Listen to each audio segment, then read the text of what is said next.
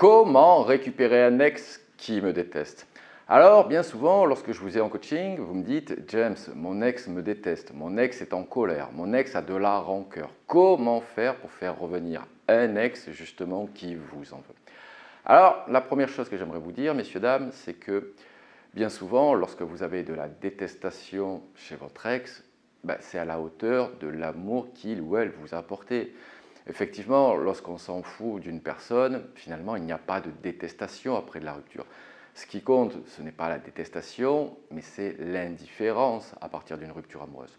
Donc la première chose que j'aimerais vous dire, c'est que malgré tout, même si c'est dur à supporter, il vaut mieux de la détestation, puisque ça veut dire que votre ex, malgré tout, vous en veut, votre ex a cru à votre relation, votre ex a été amoureux ou amoureuse de vous, et malheureusement, c'est le passif, c'est la rancœur, c'est le ressentiment qui s'est accumulé depuis la rupture amoureuse avec bien souvent vos interdits, mais également durant la relation, vers la fin de la relation, ce que j'appelle moi le gap entre la rupture réelle et la rupture physique.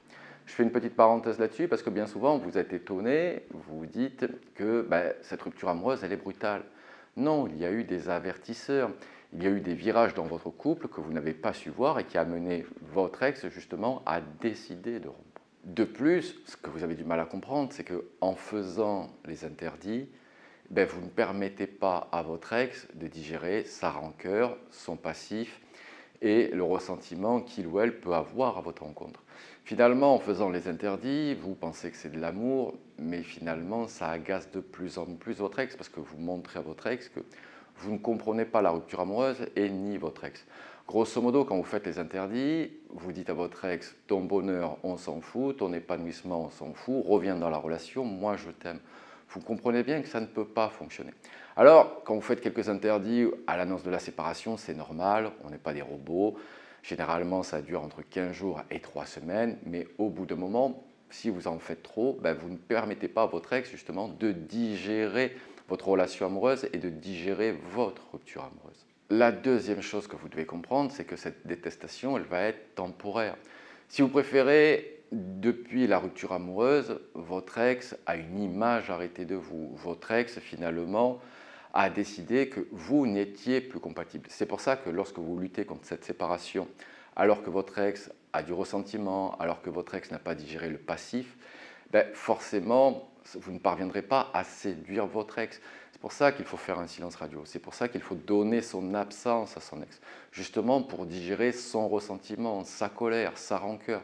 Regardez vous-même, lorsque vous êtes en colère envers une personne, il vous faut un petit temps de digestion. Et si cette personne revient, même avec des excuses, même avec la meilleure volonté du monde, vous allez vous agacer parce que finalement, vous n'avez pas digéré cette colère, vous n'avez pas digéré ce ressentiment. C'est pour ça que lorsque vous revenez vers votre ex sans avoir amorcé un changement, sans incarner véritablement un changement, il sera impossible de récupérer votre ex.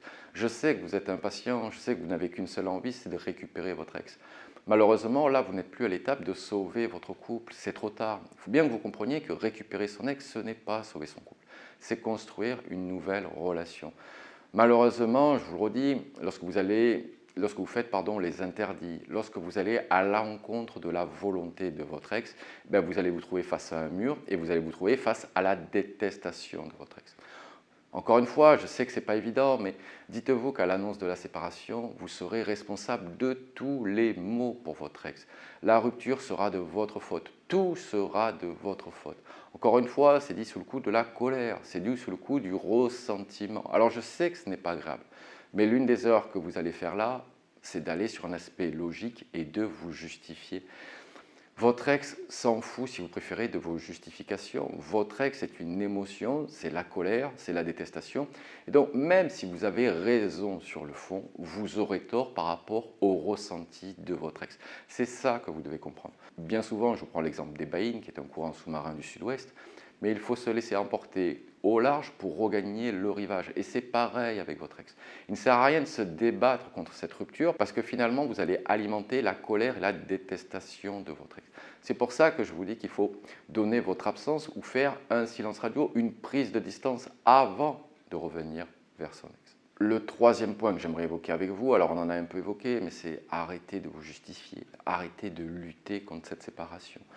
Il faut vraiment que vous acceptiez cette séparation. Plus vous luttez contre celle-ci, et malheureusement, plus vous allez éloigner votre ex. Plus vous ne permettrez pas à votre ex, justement, de digérer cette rancœur et ce ressentiment. Vous savez, dans toutes les ruptures amoureuses, il va y avoir la réécriture de l'histoire de votre ex.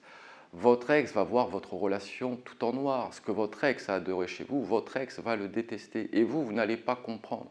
Les meilleurs moments du couple, votre ex va les détester également parce que finalement, ces moments sont associés à vous. C'est ça que vous devez comprendre et c'est pour ça qu'il ne faut pas se justifier, il ne faut pas aller sur un aspect logique parce que là, on est sur un aspect d'ordre du ressenti. Et logique contre ressenti, c'est toujours le ressenti qui gagne. Je sais bien que c'est difficile à entendre parce que vous allez vous dire, mais purée, on n'a rien fait de bien, je suis un mauvais garçon, une mauvaise fille, finalement.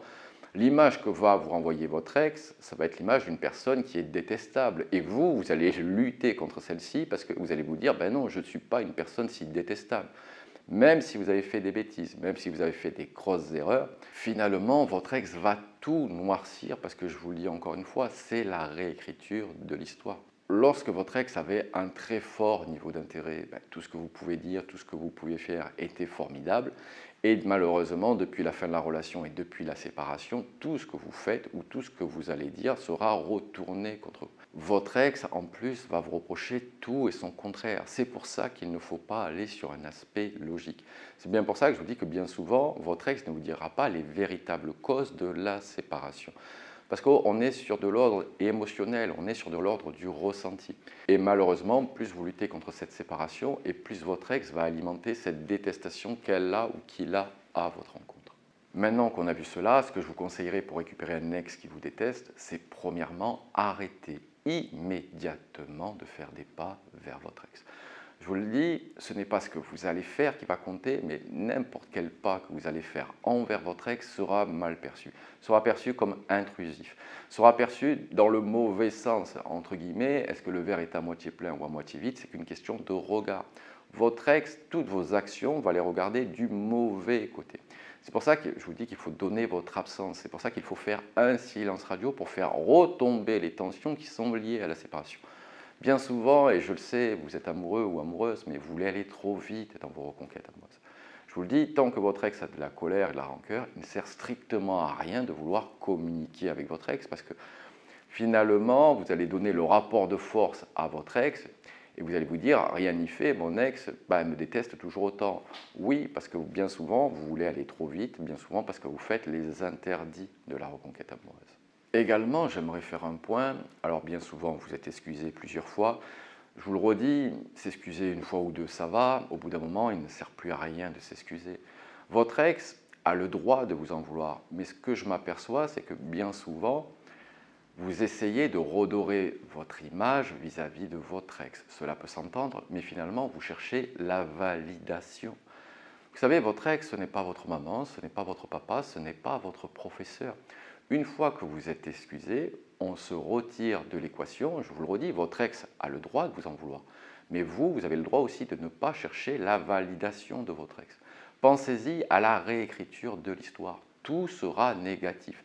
Forcément, votre ex, à l'annonce de la séparation, ne peut pas vous dire « c'était magique, c'était merveilleux, mais je te quitte ». Donc, je vous le dis, votre ex va noircir le tableau et donc c'est pour ça que vous devez en avoir conscience et donc ne pas chercher la validation de votre ex, ne pas chercher à rattraper ses erreurs du passé. Également, dans ce cadre-là, ce que vous devez faire preuve, c'est faire preuve d'empathie vis-à-vis de votre ex.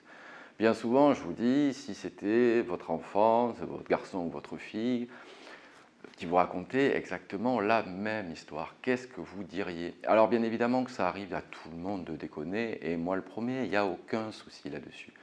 Mais finalement, une fois que vous avez réellement compris, une fois que vous êtes excusé, une fois que vous avez changé, vous n'avez plus rien à prouver à votre ex. Bien souvent, c'est ça la problématique. Vous essayez de verbaliser, de prouver à votre ex que vous êtes une personne bien. Non. Au bout d'un moment, il faut savoir dire stop et se retirer une fois qu'on a réellement changé. Encore une fois, j'insiste, entre montrer son intérêt, c'est OK, et courir derrière une personne, ça, il en est hors de question.